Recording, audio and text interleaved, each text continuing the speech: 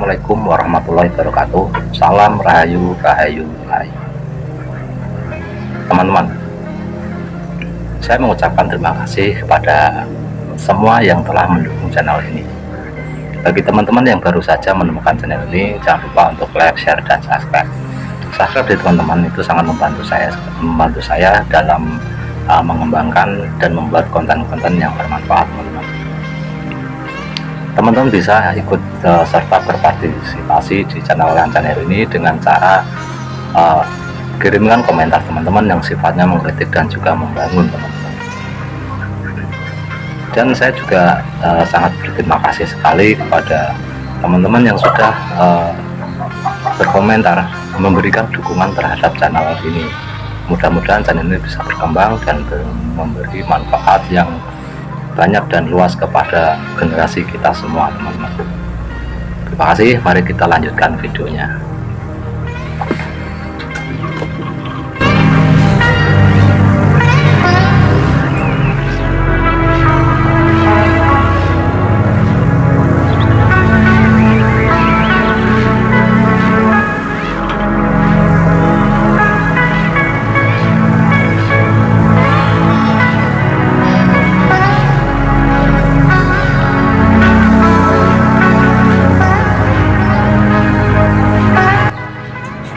Salah seorang yang berperan dalam pendirian Majapahit, Ranggalawe melakukan pemberontakan setelah kehilangan jabatannya.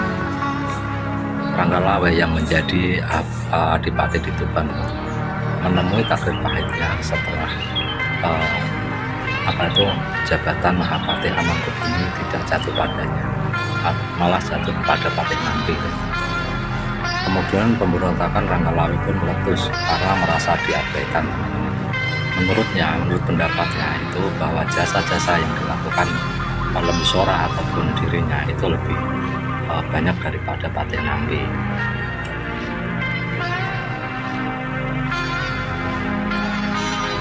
Teman-teman, sebelumnya Raden Wijaya telah membagikan jabatan kepada orang-orang yang ikut serta di dalam pelariannya terhadap Raja Jayakatwang, yaitu orang-orang yang mendukung perjuangannya ketika membuka alas tarik dan mendirikan Majapahit di tempat itu.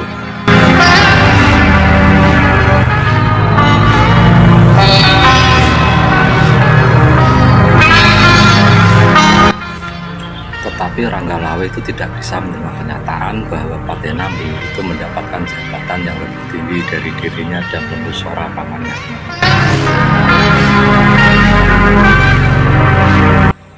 Ranggalawe menyampaikan kekecewaannya terhadap keputusan Raden Wijaya. Ini menimbulkan konflik di antara para pemimpin Majapahit pada waktu itu.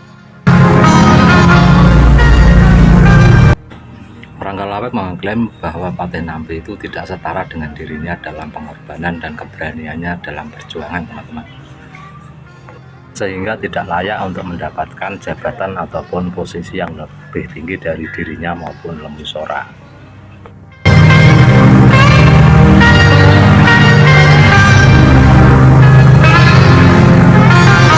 Mendengar keberanian Ranggalawe menentang keputusan sang raja, yaitu Raden Wijaya, maka Kebu Anabrang sebagai panglima perang Majapahit waktu itu merasa tertantang untuk membela kehormatan sang raja.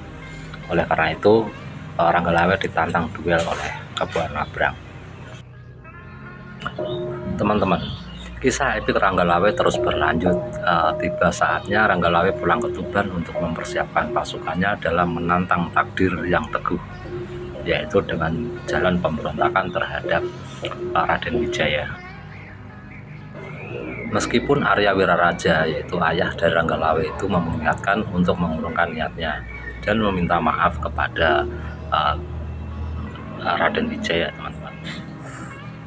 Menurut sejarawan Slamet Mulyana, bahwa kritik yang dilontarkan Ranggalawe terhadap Patih Nampi itu menjadi pemicu pemberontakan ini.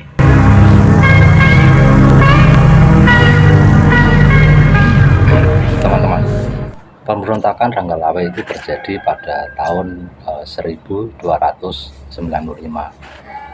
Nah, menurut kitab Negara Kertagama itu pemberontakan Ranggalawe terjadi pada tahun 1295, teman-teman.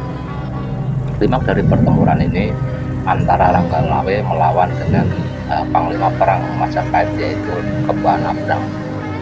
Pada awalnya Ranggalawe berhasil mengalahkan Kebu Anabrang, tetapi Kebu Anabrang kemudian memancing Ranggalawe untuk bertempur di dalam air. Karena keahlian dari Kebu Anabrang salah satunya adalah berenang, maka Ranggalawe tidak berkutik ketika pertempuran itu terjadi di dalam air, teman-teman.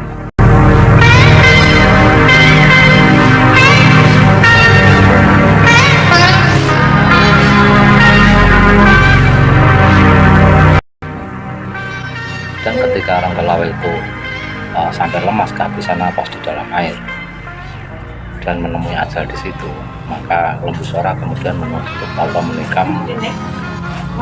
menikam Lembu Sora dari belakang untuk membalaskan sakit-sakit dan kematian Ranggalawe yang merupakan keponakannya sendiri.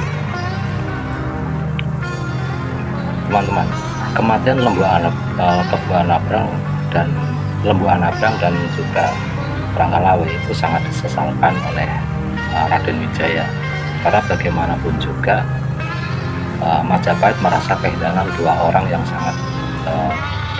sangat berpotensi dan memiliki kekuatan armada perang.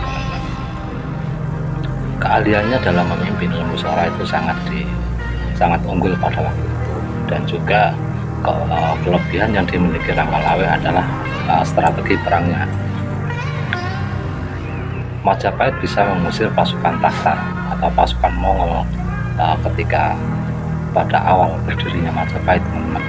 Itu karena strategi perang yang diterapkan oleh Ranggalawe. Oleh karena itu, meskipun Ranggalawe itu memberontak, tetapi ketika pemberontakan Ranggalawe berhasil dipadamkan, maka Raden Wijaya sebagai raja pertama Majapahit itu mengampuni Ranggalawe dan dianggap sebagai pahlawan di Majapahit, tidak dicap sebagai pemberontak. Teman-teman, sekiranya sampai di situ saja yang bisa saya sampaikan di video ini. Mudah-mudahan bermanfaat, teman-teman. Terima kasih sudah mengikuti video ini sampai selesai, dan jangan lupa untuk like, share, dan subscribe. Sampai jumpa di video yang akan datang. Wassalamualaikum warahmatullahi wabarakatuh.